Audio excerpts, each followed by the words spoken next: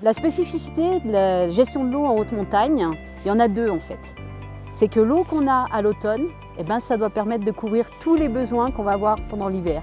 Pourquoi? Parce que quand il pleut dans la plaine, il neige en montagne. Et donc l'eau qui est sous forme liquide, elle est disponible que fin de l'automne. Donc on va devoir effectivement bien gérer cette ressource pour à la fois en premier donner l'eau potable dont on a besoin pour la saison touristique et avec la contrainte aussi de la neige de culture qui a des besoins aussi fluctuants d'une année à l'autre.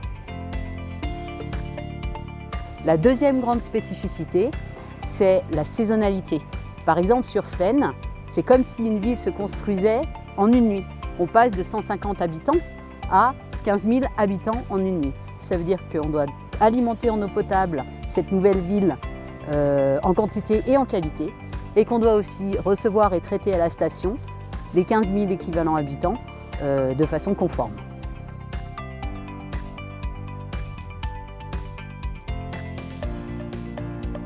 Le maître mot, c'est l'anticipation. Il faut gérer au plus fin et suivre quotidiennement la ressource en eau pour être sûr du coup de passer toute la saison et de pouvoir alimenter comme il faut en eau potable pendant la saison touristique.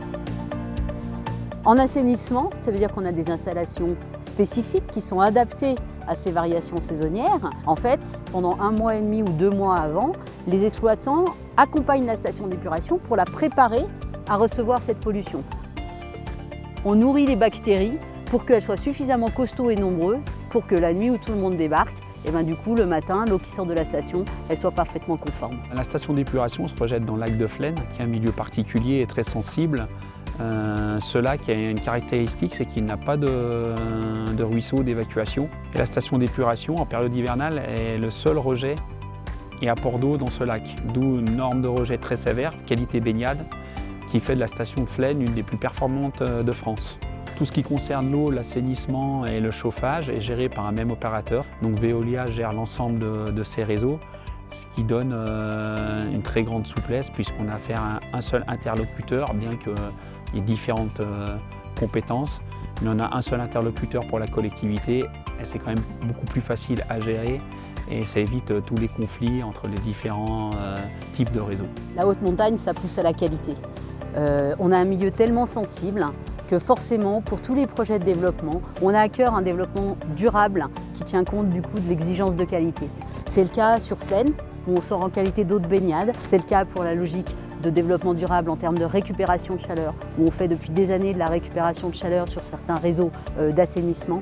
C'est le cas aussi sur les réseaux de chauffage, où on met en place des chaufferies performantes avec de la cogénération pour fabriquer de l'électricité avec cette énergie. Flaine est une station relativement petite et donc toutes les équipes ont très souvent l'occasion de se croiser. Les informations circulent très vite et ce qui permet d'anticiper beaucoup de choses, que ce soit avec les gestionnaires de l'eau, avec les gestionnaires du domaine skiable, avec les hébergeurs. Et rapidement, on arrive à trouver des solutions aux différents problèmes.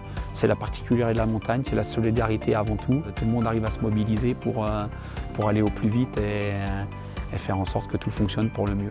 Ce qui tient à cœur finalement aux exploitants de Veolia en zone de montagne, c'est que les vacanciers ne se rendent compte de rien, que tout se passe bien pour eux, qu'ils puissent profiter de leur séjour à la montagne avec l'eau, l'assainissement et le chauffage, sans s'apercevoir de tout le travail qu'il y a derrière.